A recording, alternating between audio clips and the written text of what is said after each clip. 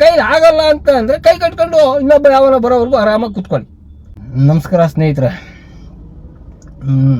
ಉಪೇಂದ್ರ ಅವರು ಒಂದು 6 ಗಂಟೆ ಮುಂಚಿತವಾಗಿ ಒಂದು ಚಿಕ್ಕದೊಂದು ವಿಡಿಯೋನ ಅಪ್ಲೋಡ್ ಮಾಡಿದ್ದಾರೆ. ಅದು ನೆಕ್ಸ್ಟ್ ಫೇಸ್ಬುಕ್ಕಲ್ಲಿ ಬರುತ್ತೆ. ಅದರಲ್ಲಿ ಸುಮಾರು ಜನ ಕಾಮೆಂಟ್ ಮಾಡಿದ್ದೀರ.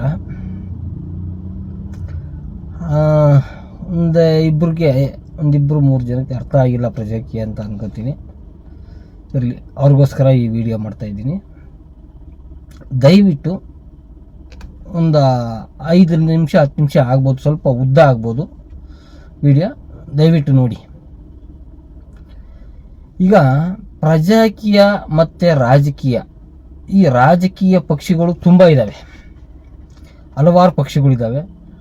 ಆ ಪಕ್ಷ ಅಂತ ಇದ್ದಾಗ ಅದರದ್ದೇ ಆದಂಥ ಒಂದು ಸಿದ್ಧಾಂತ ಇರುತ್ತೆ, ಅದರದ್ದೇ ಆದಂಥ ಒಂದು ನೀತಿ ನಿಯಮಗಳಿರ್ತವೆ. ಅದಕ್ಕೆ ಅಧ್ಯಕ್ಷ, ಉಪಾಧ್ಯಕ್ಷ, ಸದಸ್ಯರು, ಕಾರ್ಯಕರ್ತರು, ಎಕ್ಸೆಟ್ರಾ ಇನ್ನು ಏನೇನೋ ಬರ್ತವೆ. ಅವೆಲ್ಲ ಮಾಡಬೇಕಾಗುತ್ತೆ. ಉಪೇಂದ್ರರವರು ಕೂಡ ಒಂದು ಪಕ್ಷ ಮಾಡಿದ್ರು, ಉತ್ತಮ ಪ್ರಜಾಕೀಯ ಪಕ್ಷ ಅಂತ. ಆದರೆ ಅವರು ಕ್ಯಾಶ್ಲೆಸ್ ಪಾರ್ಟಿ ಮಾಡಿದ್ರು. ಮತ್ತು ಮಿಕ್ಕಿದ ಯಾವುದೇ ಪಕ್ಷದಲ್ಲೂ ಕೂಡ ಕ್ಯಾಶ್ಲೆಸ್ ಇಲ್ಲ, ಅಲ್ಲಿ ಫಂಡ್ ಇದೆ. ಯಾರಾದರೂ 10 ರೂಪಾಯಿ, 5 ರೂಪಾಯಿ, 100 ರೂಪಾಯಿ, 1000 ರೂಪಾಯಿ, ಲಕ್ಷ ರೂಪಾಯಿ, ಕೋಟಿ ರೂಪಾಯಿವರೆಗೂ ಇನ್ವೆಸ್ಟ್ ಮಾಡೋ ಅಂದರೆ ಅವರು ದೇಣಿಗೆ ಅಂತ ಕೊಡ್ಬೋದು. ಮತ್ತು ಅವರು ಕೊಟ್ಟಂಥ ದೇಣಿಗೆಗೆ ಪ್ರತಿಫಲವಾಗಿ ಏನಾದರೂ ಕೇಳ್ತಾರೆ, ಅದನ್ನು ಮಾಡ್ಕೊಂಡು ಕೊಡ್ಬೇಕಾಗುತ್ತೆ ಅವ್ರ ಅಧಿಕಾರಕ್ಕೆ ಬಂದ ಮೇಲೆ. ಆದರೆ ಉಪೇಂದ್ರರವರ ಆಲೋಚನೆಯೇ ಬೇರೆ ಇತ್ತು.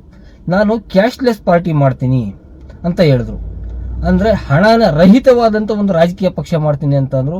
ಅದಕ್ಕೆ ನಿಮ್ಮಂಥ ಬುದ್ಧಿವಂತರು ಬರ್ರಿ, ರಾಜಕೀಯ ಪಕ್ಷ ಮಾಡಿದ್ದಾದಮೇಲೆ ಅದರದೇ ಆದಂಥ ರೀತಿ ನೀತಿನಲ್ಲಿ ಅದರದೇ ಆದಂಥ ನಿಯಮಗಳ ಪ್ರಕಾರ ನೀವು ಬಂದ್ಬಿಟ್ಟು ರೋಡ್ಗಿಳಿರಿ, ಕಾರ್ಯಕರ್ತರನ್ನು ಪಡೆ ಕಟ್ಟಿರಿ, ಮತ್ತು ರಾಜ್ಯಾಧ್ಯಕ್ಷರು ಮಾಡಿರಿ, ಜಿಲ್ಲಾಧ್ಯಕ್ಷರು ಮಾಡಿರಿ, ಮತ್ತು ಪ್ರತಿಯೊಂದು ಕ್ಷೇತ್ರದಲ್ಲೂ ಆಫೀಸ್ಗಳನ್ನು ಮಾಡಿ. ಇದಕ್ಕೆಲ್ಲ ಹಣ ಖರ್ಚಾಗುತ್ತೆ. ಹಣ ಖರ್ಚು ಮಾಡೋದಕ್ಕೆ ಹಣನ ತೊಗೊತಾ ಇಲ್ಲ ಎಲ್ಲೂ ಉಪೇಂದ್ರರವರು. ಅವ್ರ ಪಾರ್ಟಿ ಫಂಡ್ ಇಟ್ಟಿಲ್ಲ. ಹಾಗಾಗಿ ಅವರು ಡೇ 1 ಏನು ಹೇಳ್ತಿದ್ದಾರೆ, ನಾನು ಕ್ಯಾಶ್ಲೆಸ್ ಪಾರ್ಟಿ ಮಾಡಿದ್ದೀನಿ ಅಂತ ಹೇಳ್ಕೊಂಬಂದ್ರು. ನಿಮ್ಮಂಥ ಬುದ್ಧಿವಂತರಿಂದನ ಅವರು ಸ್ವಲ್ಪನ ಯೋಚನೆ ಮಾಡಿ, ಇಲ್ಲ ಈ ಪಾರ್ಟಿನೇ ಇಲ್ಲದೆ ಏನಾದರೂ ಮಾಡಬಹುದಾ ಅಂತ ಯೋಚನೆ ಮಾಡಿ ಈಗ ದಿ ರಿಯಲ್ ಪ್ರಜಾಕೀಯ ಅಂತ ಮಾಡಿದ್ದಾರೆ. ಇದು ರಾಜಕೀಯ ಪಕ್ಷಗಳೇ ಬೇಕಾಗಿಲ್ಲ ಇದಕ್ಕೆ. ಅವ್ರು ಏನು ಮಾಡಿದರು, ಈ ರಾಜಕೀಯ ಪಕ್ಷಗಳನ್ನೇ ಬಿಟ್ಟು ಬೇರೆ ಏನಾದರೂ ಮಾಡ್ಬೋದು ಅಂತ ಆಲೋಚನೆ ಮಾಡಿದಾಗ ಟೆಕ್ನಾಲಜಿನ ಬಳಸ್ಕೊಂಡು ಮತದಾರನೇ ಒಬ್ಬ ಆಸ್ಪಿರೆಂಟ್ನ, ಒಬ್ಬ ಕ್ಯಾಂಡಿಡೇಟ್ನ ಹುಡುಕಿ ಅವನಿಗೆ ವೋಟ್ ಮಾಡಿ ಅವನನ್ನು ಹೋಗಪ್ಪ ನೀನು ಚುನಾವಣೆ ಪಾರ್ಟಿಸಿಪೇಟ್ ಮಾಡು, ಅದು ಯಾವುದೇ ಪಕ್ಷದ ಪ್ರಕಾರ ಬೇಡ, ನೀನು ಇಂಡಿಪೆಂಡೆಂಟಾಗಿ ಪಾರ್ಟಿಸಿಪೇಟ್ ಮಾಡು ಅಂತ ಹೇಳಿ ಅದಕ್ಕೊಂದು ವೇದಿಕೆ ಮಾಡ್ಕೊಂಡು ಕೊಟ್ಟಿದ್ದಾರೆ. ದಯವಿಟ್ಟು ನೀವು ಈ ಪ್ರಜಾಕೀಯ ORG ಅಥವಾ Prajaakeeya app, the real Prajaakeeya ಆ್ಯಪ್ನ ಇನ್ಸ್ಟಾಲ್ ಮಾಡ್ಕೊಳ್ಳಿ. ನೀವು ವೋಟರು ಮತ್ತು ಆಸ್ಪಿರೆಂಟನ್ನ ಅಭ್ಯರ್ಥಿಯನ್ನಾಗಿ ಮಾಡುವಂಥದ್ದು ಕೆಲಸ ನಿಮ್ಮದು. ಆಸ್ಪಿರೆಂಟ್ಗಳು ತುಂಬ ಜನ ಬರ್ತಾ ಇರ್ತಾರೆ, ಅವರನ್ನು ಇಂಟರ್ವ್ಯೂ ಮಾಡಿ ನಿಮ್ಮ ಅಲ್ಲಿ ಒಂದು SOP ಇದೆ, ಆ SOP ಪ್ರಕಾರ ಕೆಲಸ ಮಾಡಬೇಕು. ನೀವು ಕೇಳಿ ಅವನು ಯಾವ ರೀತಿ ಕೆಲಸ ಮಾಡ್ತಾನೆ ಅಂತ ಅವನ್ನ ಇಂಟರ್ವ್ಯೂ ಮಾಡಿ, ಆಮೇಕಿಂದ ನೀವು ಅವನಿಗೆ ರೇಟಿಂಗ್ ಮಾಡಿ. ಆಮೇಕಿಂದ ಅವನಿಗೆ ಒಳ್ಳೆ ರೇಟಿಂಗ್ ಇತ್ತು ಅಂದರೆ, ಯಾರು ಒಳ್ಳೆ ರೇಟಿಂಗ್ ಇರುತ್ತೋ ಅವನನ್ನು ಎಲೆಕ್ಷನಲ್ಲಿ ಪಾರ್ಟಿಸಿಪೇಟ್ ಮಾಡಿಸಿ, ನೀವೇ ಮಾಡಿಸಿ, ವೋಟರೇ ಮಾಡಿಸಿ ಅಂತ ಹೇಳಿ ಮಾಡ್ಕೊಂಡು ಕೊಟ್ಟಿರೋದು. ಇಲ್ಲಿ ಅವರು ಮಾಡಬೇಕಾಗಿರೋ ಕೆಲಸಗಳನ್ನ ಅವ್ರು ಮಾಡ್ತಾ ಇದ್ದಾರೆ. ಇಲ್ಲಿ B ಫಾರಮ್ ಕೂಡ ಕೊಡೋದಿಲ್ಲ, ಆ ಥರ ಮಾಡಿದ್ದಾರೆ. ಇಲ್ಲಿ B ಫಾರಮ್ನು ನೀವೇ ಕೊಡಬೇಕಾಗುತ್ತೆ. ಅವನೊಬ್ಬ ಇಂಡಿಪೆಂಡೆಂಟಾಗಿ ಪಾರ್ಟಿಸಿಪೇಟ್ ಮಾಡಲಿ ಅಂತನ ಇದು ಮಾಡಿರೋದು. ಇಲ್ಲಿ ಪಕ್ಷನೇ ಬರಬಾರ್ದು. ಪಕ್ಷ ಅಂತ ಬಂದಾಗ ಹಣ ಬರುತ್ತೆ. ಮತ್ತು ತುಂಬ ಬುದ್ಧಿವಂತರು, ನೀವು ರಾಜಕೀಯ ಪಕ್ಷ ಮಾಡಿದ್ದೀರಲ್ವೇನ್ರಿ, ಇದೇ ಥರ ಬರ್ರಿ, ಎಲ್ಲ ರಾಜಕೀಯ ಪಕ್ಷದವ್ರು ಬಂದಂಗೆ ನೀವು ಯಾಕೆ ಬರಲ್ಲ ಅಂತೀರ ಅನ್ನೋ ಒಂದು ಉದ್ದೇಶಕ್ಕೋಸ್ಕರನೇ ರಿಯಲ್ ಪ್ರಜಾಕೀಯ ಮಾಡಿ ಅದರಲ್ಲಿ ಆ ಆ್ಯಪಲ್ಲಿ ಟೆಕ್ನಾಲಜಿನ ಬಳಸ್ಕೊಂಡು ಏನು ಮಾಡ್ಬೋದು ಹೊಸ್ದಾಗಿ, ಬೇರೆ ಏನಾದರೂ ಇಲ್ಲಿ ನಮಗೆ ಏನು ಬೇಕು, ಆ್ಯಕ್ಚುಲಿ ಬೇಕಾಗಿರೋದು ಒಬ್ಬ ಜನಪ್ರತಿನಿಧಿ ಮತ್ತು ಮತದಾರ, ಇವರಿಬ್ಬರು ಅಂಡರ್ಸ್ಟ್ಯಾಂಡಿಂಗು, ಕಮಿಟ್ಮೆಂಟು, ಅವರಿಬ್ಬರು ಒಂದು ತಗೆ ಸೇರಬೇಕು, ಅವರಿಬ್ಬರನ್ನು ಕನೆಕ್ಟ್ ಮಾಡಬೇಕು. ಅದಕ್ಕೆ ಹೆಲ್ಪ್ ಮಾಡುವಂಥದ್ದೇ ಈ ಪ್ರಜಾಕೀಯ ಆ್ಯಪ್. ಈ ಪ್ರಜಾಕೀಯ ಆ್ಯಪ್ ಮುಖಾಂತರ ಬಂದಾಗ ಯಾರೇ ಬರಲಿ, ಅವರು ಪ್ರಜಾಕೀಯದ ವಿಚಾರಕ್ಕೆ ನೀವು ಓಟ್ ಹಾಕಿ, ಅಲ್ಲಿ ಎಲ್ಲವೂ ಕೆಲಸ ನಿಮ್ಮ ಕೈಯಲ್ಲೇ ಇದೆ.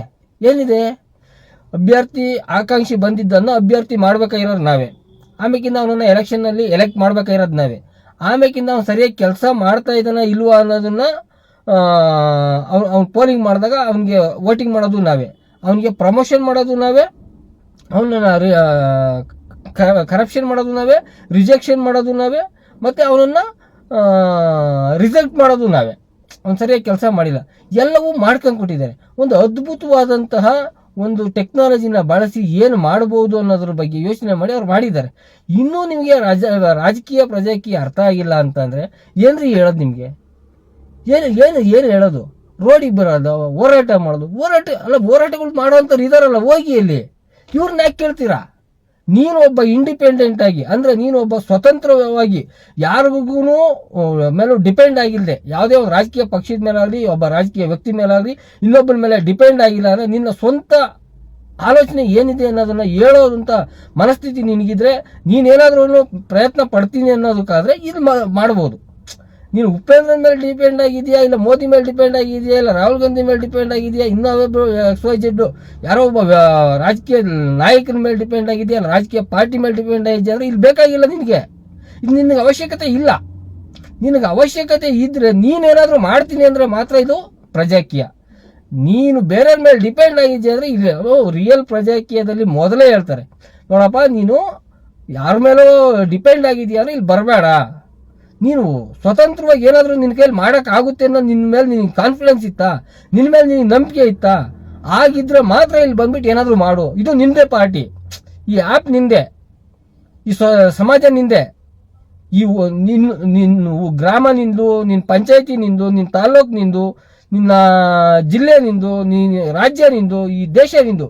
ಈ ದೇಶಕ್ಕೋಸ್ಕರ, ಈ ರಾಜ್ಯಕ್ಕೋಸ್ಕರ, ಈ ಗ್ರಾಮಕ್ಕೋಸ್ಕರ, ತಾಲ್ಲೂಕ್ಗೋಸ್ಕರ ಏನಾದರೂ ನಿನ್ನ ಕೈಯಲ್ಲಿ ಮಾಡೋಕ್ಕಾಗುತ್ತೆ ಅನ್ನಂಗಿದೆ ಇಲ್ಲಿ ಬಂದು ಏನಾದರೂ ಮಾಡು.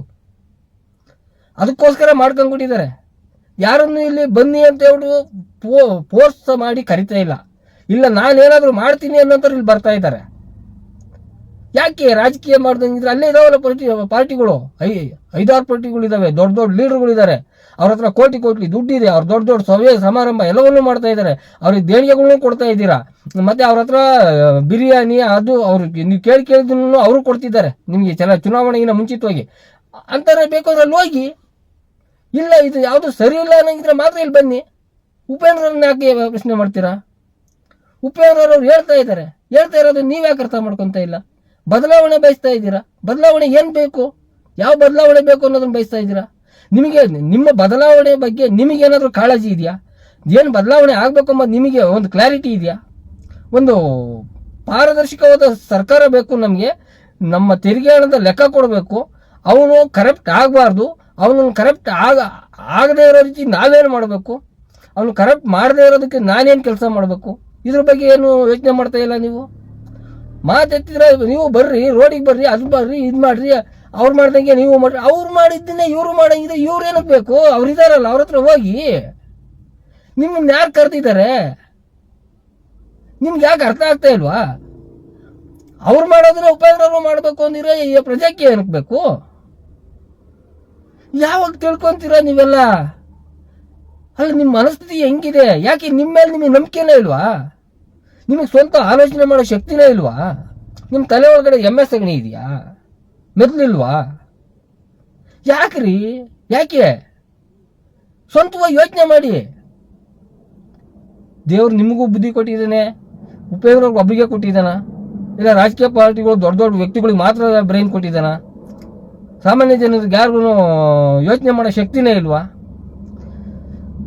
ಒಬ್ಬ ಯೋಚನೆ ನೋಡ್ರಿ. ಈ ವಿಚಾರಗಳು ಈ ಭೂಮಿ ಮೇಲೆ ಎಲ್ಲ ವಿಚಾರಗಳನ್ನು ಹೇಳ್ಬಿಟ್ಟಿದ್ದಾರೆ. ಹೇಳೋದೇ ಇರೋದೇ ಅಂತ ವಿಚಾರಗಳು ಯಾವೂ ಇಲ್ಲ. ಅವನ್ನ ನಾವು ಫಾಲೋ ಮಾಡ್ತಾ ಇಲ್ಲ, ಮತ್ತೆ ನಾವು ತಿಳ್ಕೊಳ್ಳೋದು ಪ್ರಯತ್ನ ಪಡ್ತಾ ಇಲ್ಲ. ಮೊದಲು ತಿಳ್ಕೊಳ್ಳಿ. ಮೊದಲನೇದಾಗಿ ನಾವು ಯಾರಾದರೂ ಒಂದು ವಿಚಾರ ಹೇಳ್ತಾ ಇದ್ದಾರೆ ಅಂತಂದರೆ ಅದನ್ನು ಅರ್ಥ ಮಾಡ್ಕೊಳ್ಳೋದ್ರಲ್ಲಿ ಫೇಲ್ ಆಗ್ತಾ ಇದ್ದೀವಿ. ಆ ಅರ್ಥ ಮಾಡ್ಕೊಳ್ಳೋದ್ರಲ್ಲಿ ಸೋಲ್ತಾ ಇದ್ದೀವಿ. ನೀವು ಅರ್ಥ ಮಾಡ್ಕೊಳ್ಳಿ, ನಿಮ್ಮನ್ನ ನೀವು ಅರ್ಥ ಮಾಡ್ಕೊಳ್ಳಿ. ನಾನು ಹೇಳೋ ವಿಚಾರ ನೀನು ಅರ್ಥ ಮಾಡ್ಕೊಳ್ಳಿಲ್ಲ, ಫಸ್ಟ್ ನಿನ್ನನ್ನು ನೀನು ಅರ್ಥ ಮಾಡ್ಕೋಬೇಕು, ನನ್ನನ್ನು ನಾನು ಅರ್ಥ ಮಾಡ್ಕೋಬೇಕು. ಅವಾಗ ಎಲ್ಲವೂ ಚೆನ್ನಾಗಾಗುತ್ತೆ. ನನ್ನನ್ನೇ ನಾನು ಅರ್ಥ ಮಾಡ್ಕೊಂಡಿಲ್ಲ, ನಾನು ಇನ್ನೊಬ್ಬನ ಅವನು ಹಂಗೆ ಇವನು ಹಿಂಗೆ ಅಂತ ನಾನು ಹೇಳ್ಬಿಡ್ತೀನಿ, ಇನ್ನೊಬ್ಬನ ಜಡ್ಜ್ ಮಾಡ್ಬಿಡ್ತೀನಿ ನಾನು. ಹೇಗೆ? ಫಸ್ಟ್ ಆಫ್ ಆಲ್ ನನ್ನನ್ನು ನಾನು ಜಡ್ಜ್ ಮಾಡ್ಕೋಬೇಕು, ನಾನು ಸರಿ ಇದೀನ ಇಲ್ವಾ ಅನ್ನೋದನ್ನು. ಮೊದಲು ನನ್ನನ್ನು ನಾನು ಸರಿ ಮಾಡ್ಕೋಬೇಕು. ಅಧಿಕಾರನ ಕೊಡ್ತಾರೆ, ಜನದ ಹತ್ರ ಹೋಗ್ಬಿಟ್ರೆ ಅಧಿಕಾರಕ್ಕೋಸ್ಕರ ಬಂದಿಲ್ಲ, ಜನನ ಅಧಿಕಾರನ ನೀವು ಇಟ್ಕೊಡ್ರಪ್ಪ ಅಂತ ಹೇಳ್ತಾ ಇರೋದು ಪ್ರಜಾಕೀಯ. ನಮ್ಗೆ ಅಧಿಕಾರ ಕೊಡ್ರಿ ಅಂತ ಕೇಳ್ತಾ ಇಲ್ಲ ಪ್ರಜಾಕೀಯ. ಜನರ ಅಧಿಕಾರ ಇರಬೇಕು, ಜನರ ಕೈಯಲ್ಲಿ ಅಧಿಕಾರ ಇರಬೇಕು ಅಂತ ಹೇಳ್ತಾ ಇದೆ ಪ್ರಜಾಕೀಯ. ಜನರ ಕೈಯಲ್ಲಿ ಅಧಿಕಾರ ಇದ್ರೆ ಈ ವ್ಯವಸ್ಥೆ ಸರಿ ಹೋಗುತ್ತೆ ಅಂತ ಹೇಳ್ತಾ ಇದೆ. ಯಾರೋ ಒಬ್ಬನ ಕೈಯಲ್ಲಿ ಅಧಿಕಾರ ಕೊಟ್ಬಿಟ್ಟು ನಾವು ಅವನ ಗುಲಾಮ ಆಗಬಾರ್ದು ಅಂತ ಹೇಳ್ತಾ ಇರೋದು ಪ್ರಜಾಕೀಯ. ನೀವು ಗುಲಾಮರಾಗೆ ಬದುಕ್ತೀವಿ, ನಾವು ಸ್ವತಂತ್ರ ನಮಗೆ ಬೇಡ, ಡೆಮೋಕ್ರಸಿ ಬೇಡ, ನಂಗೆ ಯಾವನೋ ಒಬ್ಬ ಬೇಕು ಅಂದ್ರೆ ಬರ್ತಾನೆ ಬಿಡ್ರಿ ಅಂತ ಕಾಯ್ಕೊಂಡಿರ್ರಿ. ಇಲ್ಲಿ ಯಾಕೆ ನಿಮ್ಮ ಕೈಲಿ ಏನೂ ಆಗಲ್ಲ ಅನ್ನೋದು ಗೊತ್ತಲ್ವಾ ನಿಮಗೆ?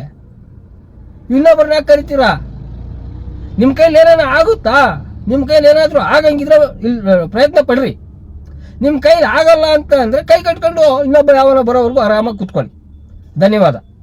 ಪ್ರಜೆಗಳಿಂದ ಪ್ರಜಾಕೀಯ, ಪ್ರಜೆಗಳಿಗಾಗಿ ಪ್ರಜಾಕೀಯ, ಪ್ರಜೆಗಳಿಗೋಸ್ಕರ ಪ್ರಜಾಕೀಯ, ಮಟ್ಟ ಹಾಕಲು ರಾಜಕೀಯ. ನಮ್ಮಿಂದ ನಮಗಾಗಿ ನಮಗೋ